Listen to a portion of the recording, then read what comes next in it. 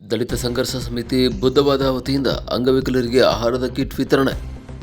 ಹೌದು, ಮೈಸೂರಿನ ಏಕಲವ್ಯ ನಗರದಲ್ಲಿ ವಾಸವಿರುವ ಅಂಗವಿಕಲರಿಗೆ ಆಹಾರದ ಕಿಟ್ಗಳನ್ನು ದಲಿತ ಸಂಘರ್ಷ ಸಮಿತಿ ಬುದ್ಧವಾದ ವತಿಯಿಂದ ವಿತರಣೆ ಮಾಡಲಾಯಿತು. ರಾಜ್ಯಾಧ್ಯಕ್ಷ ನಿಂಗರಾಜ್ ಮಲ್ಲಡಿ ಅವರು ಮಾತನಾಡಿ, ಏಕಲವ್ಯ ನಗರದಲ್ಲಿ ಅಂಗವೈಕಲ್ಯದಿಂದ ಬಳಲುತ್ತಿರುವ ನಿರ್ಗತಿಕ ಕುಟುಂಬಗಳು ವಾಸವಿದ್ದು, ಈ ಕುಟುಂಬಗಳು ತುಂಬ ಸಂಘರ್ಷದ ಬದುಕನ್ನು ಸಾಗಿಸುತ್ತಿರುತ್ತವೆ. 2 ಕಣ್ಣುಗಳೇ ಇಲ್ಲದ 20 ಮಂದಿ ಅಂಗವಿಕಲರಿಗೆ ಈ ದಿನ 2 ತಿಂಗಳಿಗೆ ಬೇಕಾಗುವ ಅಕ್ಕಿ ಸೇರಿದಂತೆ ಎಲ್ಲ ಆಹಾರ ಪದಾರ್ಥಗಳನ್ನು ವಿತರಣೆ ಮಾಡಲಾಗಿದೆ. ಈ ಅಂಗವಿಕಲ ಕುಟುಂಬಗಳು ತಮ್ಮ ದಿನನಿತ್ಯದ ಬದುಕನ್ನು ಸಾಗಿಸಲು ಮೈಸೂರಿನ ರಸ್ತೆ ಬದಿಗಳಲ್ಲಿ ಭಿಕ್ಷಾಟನೆ ಮಾಡಿ ಬಿಡಿಗಾಸಿನಿಂದ ಜೀವನ ಸಾಗಿಸುವ ಸ್ಥಿತಿಯಲ್ಲಿದ್ದರು. ಅಂಗವಿಕಲರಿಗೆ ಸರ್ಕಾರದ ವತಿಯಿಂದ ಬರುವ ಮಸಾಸನ ಸಾಕಾಗುತ್ತಿಲ್ಲ. ಇದರಿಂದ ಈ ಅಂಗವಿಕಲರು ಅನ್ಯ ಮಾರ್ಗವಿಲ್ಲದೆ ಬೀದಿಗಳಲ್ಲಿ ಭಿಕ್ಷೆ ಬಿಡುವ ಸ್ಥಿತಿಯನ್ನು ನಾವು ಕಾಣುತ್ತಿದ್ದೇವೆ.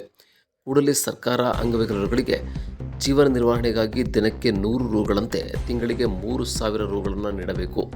ಇಂತಹ ಸಂಕಷ್ಟದಲ್ಲಿರುವ ಅಂಗವಿಕಲರಿಗೆ ನೆರವಾಗಬೇಕು. ಈ ಅಂಗವಿಕಲರನ್ನು ದಲಿತ ಸಂಘರ್ಷ ಸಮಿತಿ ಮತ್ತು ಅಲೆಮಾರಿ ಸಂಘ ಇವರ ಸ್ಥಿತಿಗತಿಗಳನ್ನು ಮೈಸೂರಿನ ಕೈಗಾರಿಕಾ ಪ್ರದೇಶಾಭಿವೃದ್ಧಿ ಮಂಡಳಿಯ ವಿಶೇಷ ಅಧಿಕಾರಿಗಳಾದ ವೆಂಕಟರಾಜು ರವರ ಬಳಿ ಆಹಾರದ ಕಿಟ್ಟುಗಳನ್ನು ಅಂಗವಿಕಲರಿಗೆ ಕೊಡಿಸಿಕೊಡುವಂತೆ ಕಳೆದ ಕೆಲವು ತಿಂಗಳುಗಳ ಹಿಂದೆ ಅಂಗವಿಕಲರುಗಳನ್ನು ಕರೆದುಕೊಂಡು ಹೋಗಿ ಅವರ ಕಚೇರಿಯಲ್ಲಿ ಮನವಿ ಸಲ್ಲಿಸಲಾಗಿತ್ತು.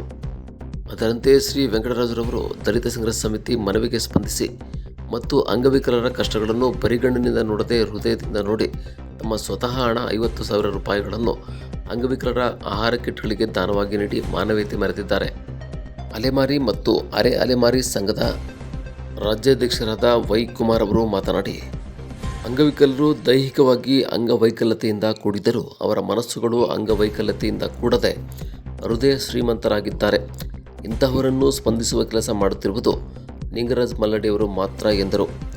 ಇದೇ ಸಂದರ್ಭದಲ್ಲಿ ಚಾಮುಂಡೇಶ್ವರಿ ಬಡಾವಣೆಯ ಮುಖಂಡರುಗಳಾದ ಸಿಂಗೇಗೌಡ, ನಿವೃತ್ತ ಪೊಲೀಸ್ ಅಧಿಕಾರಿ ಸಣ್ಣಪ್ಪ, ಉಪನ್ಯಾಸಕ ಪರಮೇಶ್, ಏಕಲವ್ಯ ಗ್ರಾಮ ಪಂಚಾಯತಿ ಸದಸ್ಯೆ ತೇಜಸ್ವಿನಿ ಶ್ರೀಧರ್, ಮುಖಂಡರುಗಳಾದ ನಂದನ್ ಕುಮಾರ್, ನವೀನ್, ಕಿರಣ್, ಸತೀಶ್, ರಮೇಶ್ ಪುತ್ರ, ಅಂಗವಿಕಲರುಗಳ ಸಂಘದ ಅಧ್ಯಕ್ಷರಾದ ಕೆರಿಯೂರು ಶಿವಶೆಟ್ಟರು, ತಿಮ್ಮರಾಯಪ್ಪ, ಕುಮಾರ, ಹರೀಶ್, ಮಹಿಳೆಯರಾದ ರಂಗಮ್ಮ, ನಾಗರತ್ನಮ್ಮ, ಜಮುನಾ, ಅಂಬಿಕಾ, ಕಾವ್ಯ ಸೇರಿದಂತೆ 100 ಜನರು ಹಾಜರಿದ್ದರು.